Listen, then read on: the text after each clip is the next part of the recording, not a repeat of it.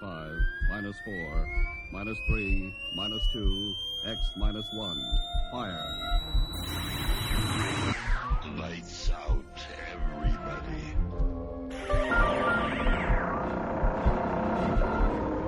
The creaking door.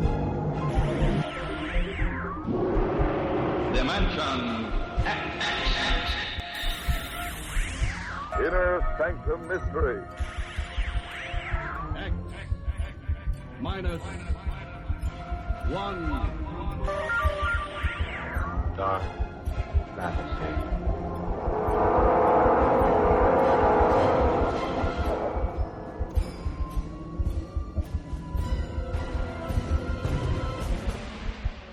Hello everyone, welcome to Sci-Fi and Horror, brought to you by Dwayne Old Time Radio. Sci-Fi and Horror features some of the best programs from the golden age of radio, including X-1, Orbiter X, Dimension X, it's a lot of X's, Lights Out, Ray Bradbury, Dark Fantasy, and many, many more. Before we start today's sci-fi and horror thriller, if you enjoy what I'm doing, let me ask you to subscribe to my channel. Subscribing is 100% free, and you will receive notifications on new posts. Lastly, if you have a moment, please write a short 1 or 2 sentence review or give a rating on your preferred podcast service. A positive review or rating would help me out a lot. And now, on to the show. And again, thank you for your support. Hope you enjoy.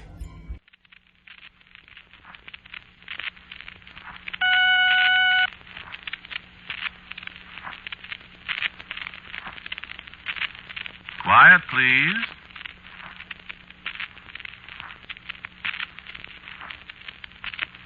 Quiet, please.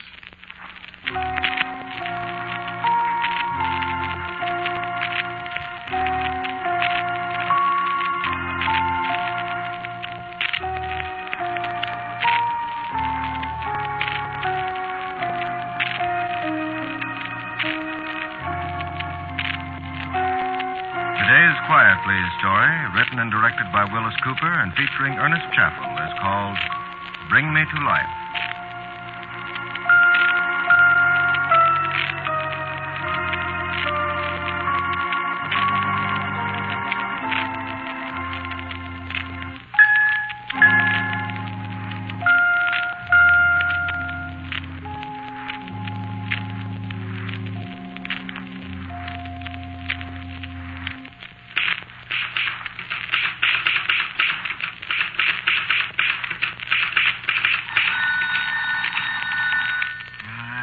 Shut up.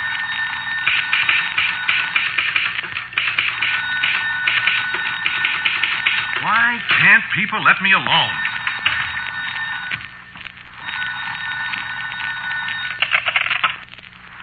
Yeah? This is Hank Viscardi. Hello, Hank.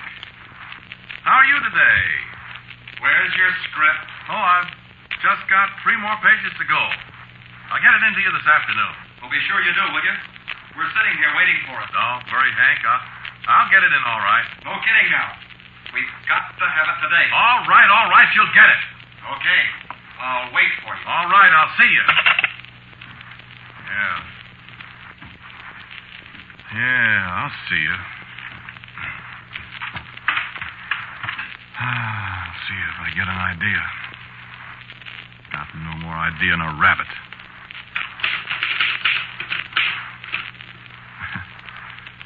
Page 1. Yeah, that's a start. Let me see. What I need's a character.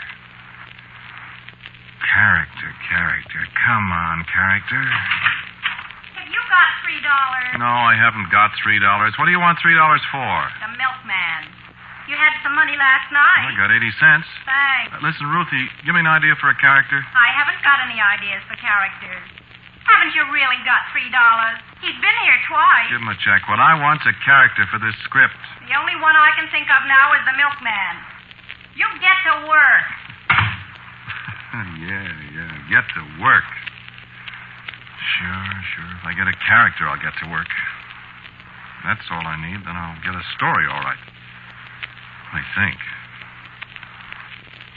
Come on, character. come on, character.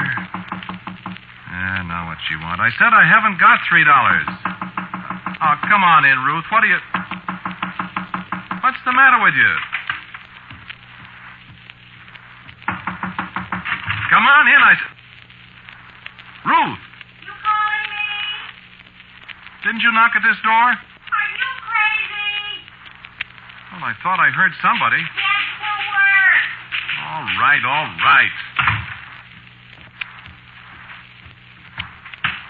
Oh, doggone it, I must be going... No, I didn't write that. How did that get on that paper? Bring me to life. I didn't write that. No, I did. Ruth! Ruthie! Hey, Ruthie! What's the matter? Ruthie, come here. Come here, quick. What's the matter with you? Come here. Look at my typewriter. Well, what about it? Look what's on the paper. Bring me to life. What's strange about that? Well, I didn't write it. What? Are you... Look. See what it's doing? Underlining those words. How are you doing that? Not, I tell you. Look, I said I didn't write it, and the typewriter just said, no, I did. Who is it? I don't... C-H-A-R-A-C-T-E-R.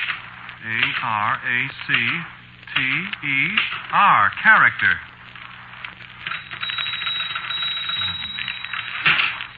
Now, look. This is a gag of some kind. How are you doing I tell you, it isn't a gag. That typewriter's haunted. This is impossible now, I tell you. It is, huh? Well, look at it.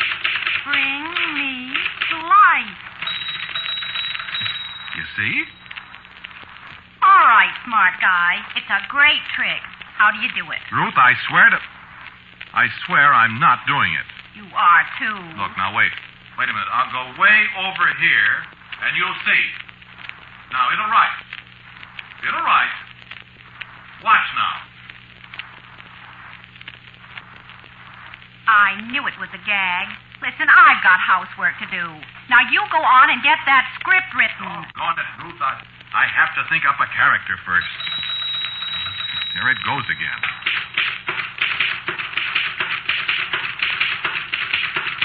It says me. All right, there's your character. Write about him. Do you really suppose that... Now, look, darling. I've been married to a writer long enough to believe almost anything. I don't know how this is done, but it's worth trying, isn't it? Well, I don't like to monkey with things like that. Don't be silly. Well, wait a minute. It's one thing to write about supernatural things. It's another to experience them. Huh. You've always been wishing you had a typewriter that'd do your script for you. Now you got it. Go ahead. Well, yes, but... how do I know who this is? Who? Well, this character or whatever he is. Well, you decide. You bring him to life. Go ahead. Who should he be? Well, a pirate? I don't know anything about pirates. What? It says, I do. Go ahead. I don't like it. Go ahead. Unless this is a gag. It's no gag. Right. Well...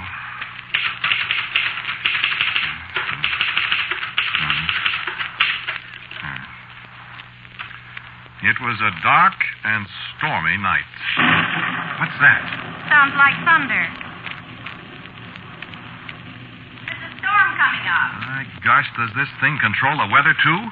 Go on. Write some more. This is getting interesting. Well, all right.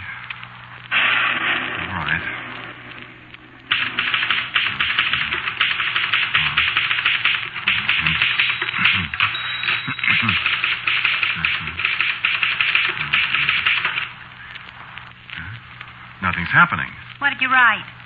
Here. Read it.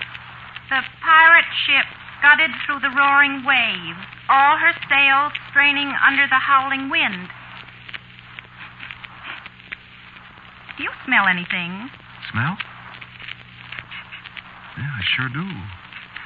It smells like the ocean.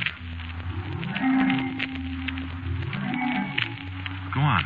Read some more, Ruth. I think I know how this works now. Oh, what do you mean? I think you have to read it to make it happen. Well, you read it then. No. You. I don't want to read it. I'm scared. I don't like it either. Look, the typewriter. It says, read it. Well? Well, Captain Jabez Thorne, scourge of the Spanish Main, slowly climbed the steps of the companionway. Companionway? There's somebody coming up the stairs. You know there aren't any stairs in this house. Oh, read some more. And flung open the door. He gazed on the wild scene for a second and drew his cutlass. What's that? My Swedish crystal vase. It fell down. He knocked it off with that cutlass or whatever it is. That vase cost $42. Well, I couldn't help it, honey. You do something about it. Oh, my beautiful vase. And there isn't another one like it in the world. Well, what can I do? For gosh sakes, honey, I can't help. Wait a minute. Wait.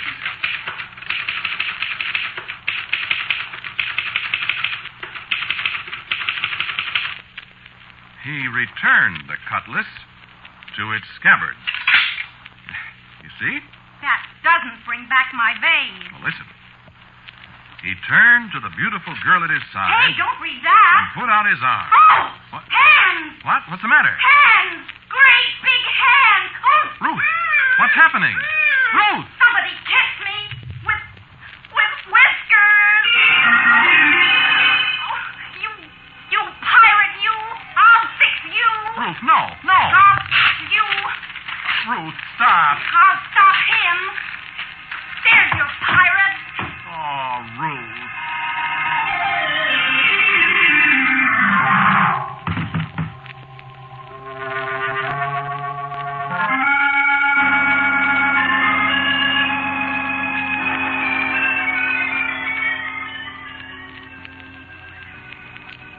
Well, my friends, that all happened a week ago.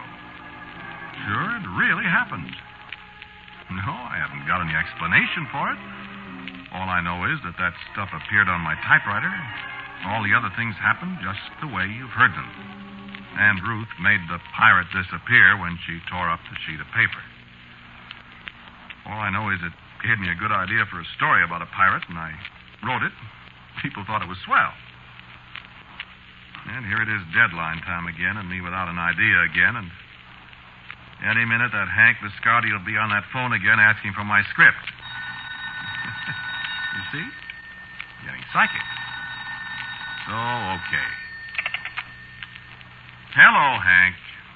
How did you know it was me? I always know when it's script day. I've only got about 3 pages to go, Hank. When do I get it? Tomorrow morning for sure. Okay. See that you do. Okay, Hank? You'll get it. You'll get it. Here we go again. Here we go again. What do I write about this time? Oh, no, not about pirates again. Now, let me think.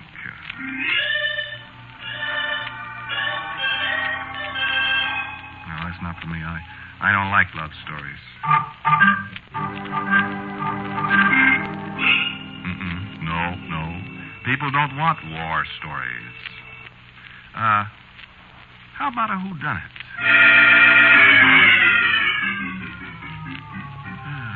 A crime story. A murderer. Detective.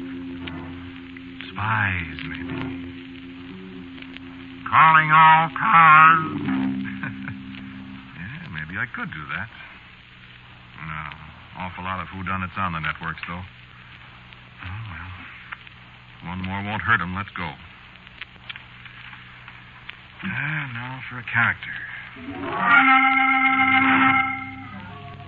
Character. I wonder. Wait a minute.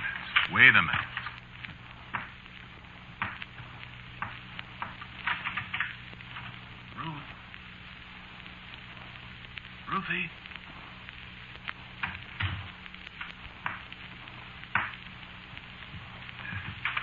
Just wanted to be sure she's asleep after the way she murdered my pirate.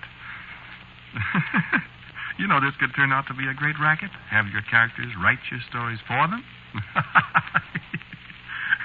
The only thing is you have to be careful what I put down on paper. Don't want to find myself getting choked to death by somebody I brought to life. Hey, what am I saying? Well, let's see what happens.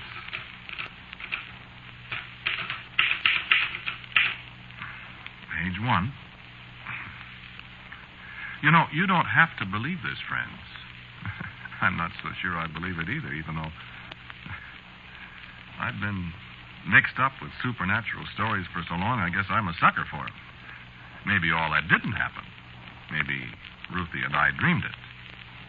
The only thing is, two people don't usually dream the same dream at the same time, you know. And that Swedish crystal vase of hers is sure busted. You know I didn't do it. Okay, hypnotism maybe, okay. Hypnotism or something. And I'm going to try it again. Sure, just for laughs.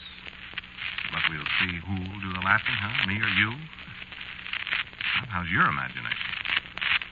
Mine's all right, thank you. So, shut up a minute while I try this. Just keep quiet and let's see what happens, okay?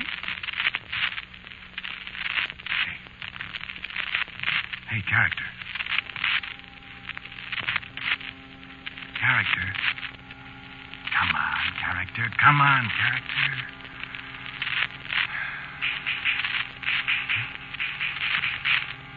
What? No, I did that. It wasn't the character. I just wrote, "Are you there?" We'll see if he answers. Come on, character. I need a story. You helped me the other day, character. Help me now. Come on. Come to life. Character, you hear me? Come on, pal. I need help. Don't be mad at me. Pirate?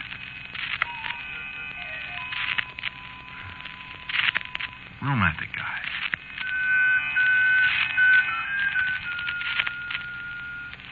Well, a soldier.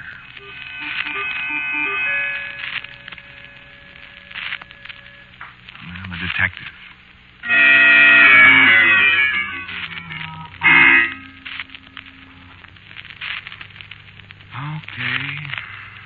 Okay, so I'm a chump. So I can't pull a character out of the air like that. Okay. So go on and laugh. I'm sorry. And if you were sitting around waiting in the country at this time of night, all alone, your wife's sound asleep, and this is the only light in the house, and you've got to write a supernatural story before morning, well, try it sometime, friend. So just keep quiet and let me try to work, huh? You got nothing to do but listen to the radio. How'd you like to have to write those things you listen to, huh? In the middle of the night. All alone by yourself. Okay. Quiet, please.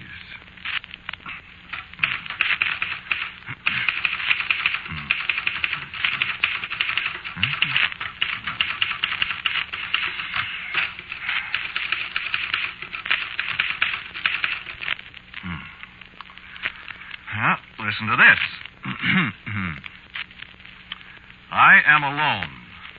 I am alone in a great dark house with only the weird wail of the wind and the whispering willows. You think that's too much alliteration? Weird wail of wind, whispering willows? I kind of like it. In the whispering willows to keep me somber company. That's okay, huh? Maybe I'll get a story yet. Just keep quiet. I sure wish that character would give me a hand, though. Now, what could happen to a guy sitting here like I am? Let's see. Could be a ghost. Nah, no ghost. Chains clanking and stuff. Corny sound effects. No. A burglar. Well, burglar might be good. I wouldn't know what to do about a burglar, though. We haven't got anything worth stealing around here. Besides, burglars are kind of corny, too, aren't they? You know, you always think of a fat guy in a mask with an old-fashioned dark lantern and a bag over his shoulder. Like those fellas that draw in codgers. What's the name of the fellow that does it? Larry Reynolds? The big fat guy and the little old one. Now, burglars are funny. Burglars are out. Well, what then? Who'd come sneaking into your house in the middle of the night? Let's see. Hey, what about an escaped convict? An escaped convict, that'd be all right, wouldn't it? Well, you could do a lot of things with an escaped convict. Guy's wife asleep. You know, a desperate character. I could have left the door unlocked. He could have sneaked in. I'd never know it. They could be looking over my shoulder right now. Hey, stop that. Scare myself to death. Hey, this'll be all right.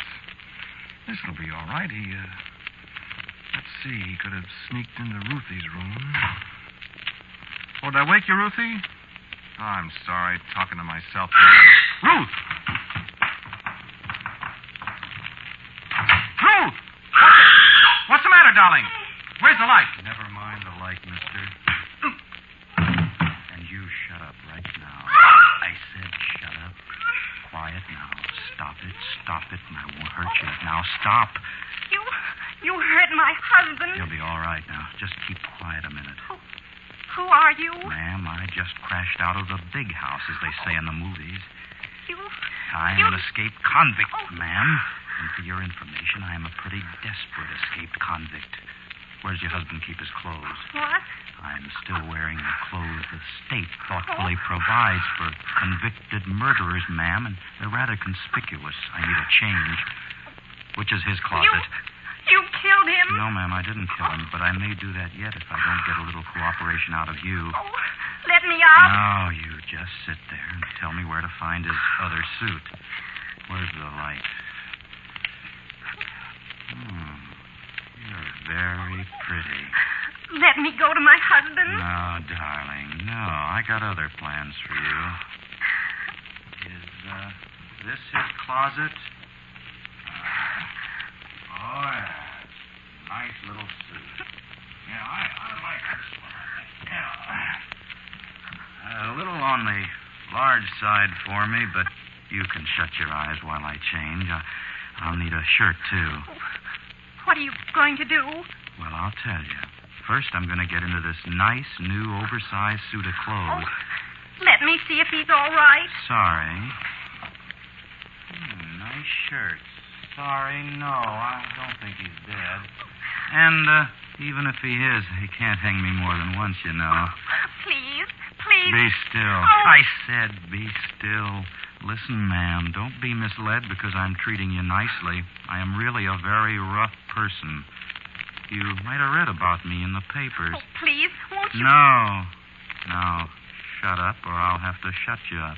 What are you... As soon as I get these clothes adjusted, I'm going to leave here, ma'am. Well, then can't I... And I'm going to take you with me. No. You see, they're out after me already, and they want me pretty badly. They have rifles and shotguns, ma'am, and they won't hesitate to use them. That is, unless there's a lady present. You see? Now, a necktie. You're not... Shh, please. Nice tie, this. Very nice.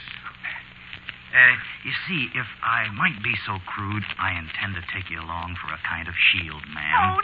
The boys won't shoot you, understand, if there's a possibility of putting a bullet through you. So I suggest you get up and get a coat or something. It's getting quite a lot cooler out.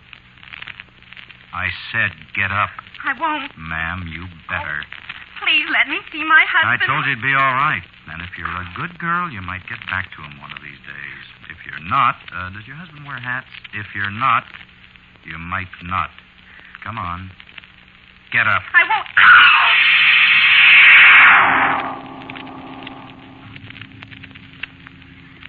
I suppose it was Ruth screaming that brought me back through the darkness to a kind of semi-consciousness. The light was still on in their room. I could hear them talking. He's still out cold, I ma'am. kept my eyes shut. I don't know why. I suppose I ought to have got up and helped Ruth, but I was still pretty groggy. I just lay there. I could hear them. Come on, ma'am. I haven't got much time to waste. I'm not going. I got my eyes open just a little then, and I could see Ruth with her heavy coat thrown around her, and he had her by the hand, and he was pulling her toward the door. Come on. No. Come on. Seemed to be a long time before I could get up on one elbow. My head hurt. I wasn't sure what happened. Ruth was gone. Who was the man I saw dragging her away? I tried to think. Finally, the fog cleared away enough so I could figure out what to do. It seemed hours later that I got to my feet. I staggered out to the other room where I'd been working at my typewriter. I should do something I knew. What should I do? My mind wouldn't work. I wanted to go after them, but something stopped me. Something wouldn't let me go. I didn't know what it was. Something was making a noise through the ringing in my ears. What was it? And at last I recognized the sound. It was my typewriter. I fell down as I staggered across to it. I crawled the rest of the way, forced myself to look at the paper. The keys were tapping away, and slowly, painfully, I read the words. Bring me to life. Bring me to life. Bring who to life? Me, said the typewriter. Me. And at last, my pirate. Oh, come on, character. Come on, pirate. And the typewriter clacked away.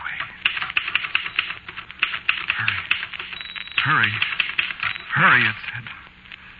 Painfully, oh, so painfully. I got one hand on the keyboard. The letters were blurred, but I found them. The pirate comes in, draws, cutlass, sees enemy, goes to rescue through French window, pursues enemy frightened, wife knows, rescue coming, pirate raises cutlass.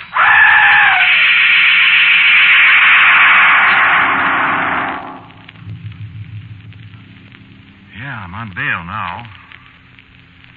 On bail? It was pretty hard to explain a dead man wearing my clothes in my garage. Dead from the wicked, slashing blows of a great sword, a cutlass. Hard to explain. It's impossible. You believe it? I believe it. Ruth believes it. And that's the whole story. Thanks, character. Good night, character.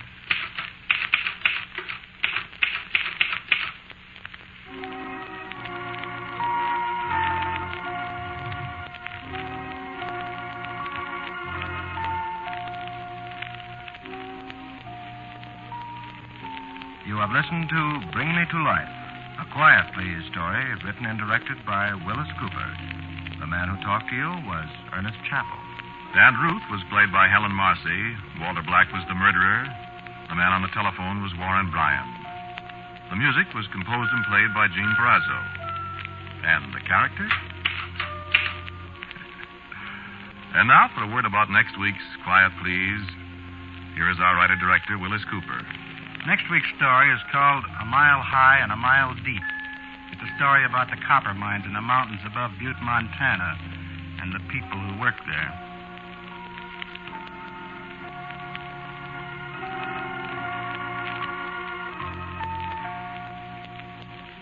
And so, until next week at this time, I am quietly yours, Ernest Chappell.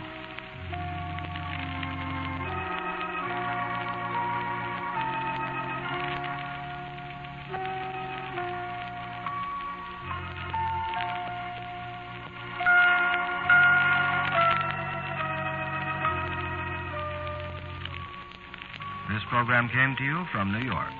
This is the world's largest network, the Mutual Broadcasting System.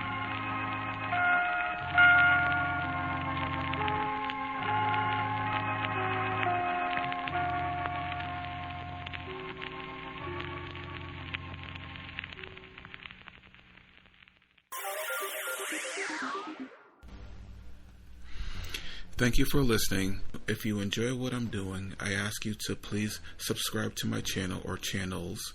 You can also go to my website where you can listen to all of my podcasts for free. You can also download them for free. And there is donation information on the website if you feel like you would like to show some support for what I'm doing. You can email me. The website is otr.duane.media. And my email is info@otr.duane.media. And my Instagram is duane.otr. Well, hope you enjoyed. And until next time, stay safe. Wish you well. Peace.